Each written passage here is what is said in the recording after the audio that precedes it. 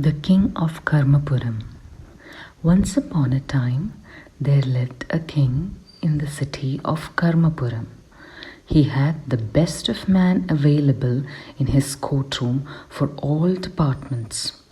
One day, the king called for his minister and asked, "Bring me the best 2 men in the city who can design my wardrobe." "As you wish, your majesty," replied the minister. The king's men combed through the city and finally found the best 2 after a preliminary test, Mr. Jindal and Mr. Ratan. They were summoned to the palace.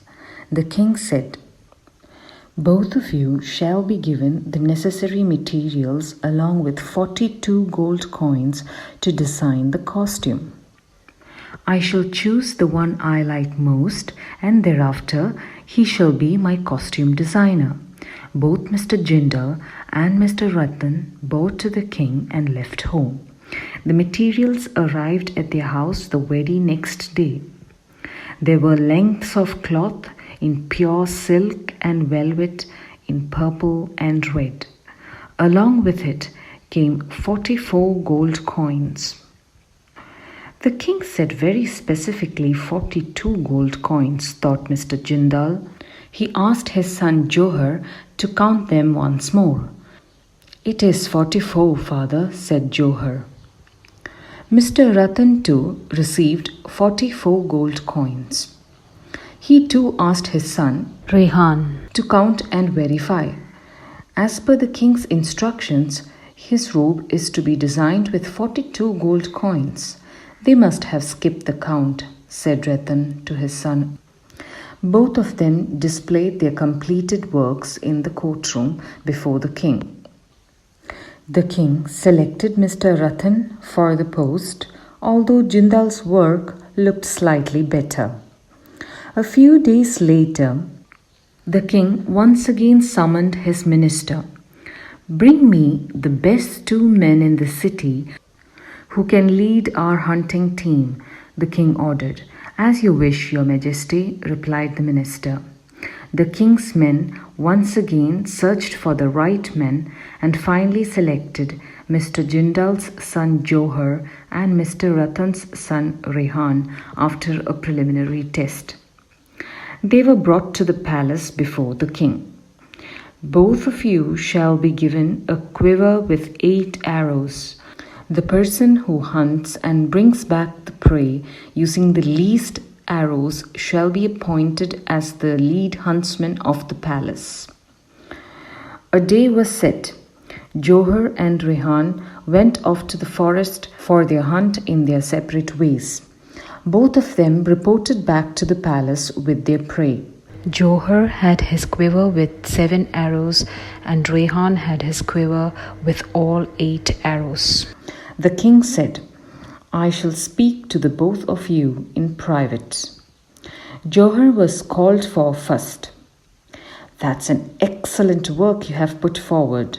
You got yourself the prey with a single arrow," said the king. "Thank you, your majesty, and I wish I would be honored with the post of the lead huntsman," said Johar, bowing his head. "We shall see," replied the king. Rehan was called for. The king asked, "How did you manage the kill without using a single arrow?" "Your majesty, the deer was found hunted down with a fresh wound on the way. Hence, I did not have to use my arrows," said Rehan. The king nodded and said, "We shall inform you the results shortly." "Yes, your majesty," said Rehan and left. The king called for his minister. "Rehan shall be the lead huntsman," said the king. The minister looked puzzled. He asked the king, "Your majesty, I am no one to question your decision. However, in the previous task, even though Mr. Jindal's work was slightly better, you selected Mr. Ratan. And now Mr. Jindal's son shot the prey with a single arrow, and yet Mr. Ratan's son was selected for no work done by him." The king smiled and answered, "Minister, I value honesty to workmanship when it comes to choosing a person to join our courtroom, he continued. I had purposely instructed my men to send 44 gold coins to both of them. Ratan returned the extra coins along with the suit, whereas Jindal kept it for himself. Similarly, I had also instructed my men to place the hunted deer along their path.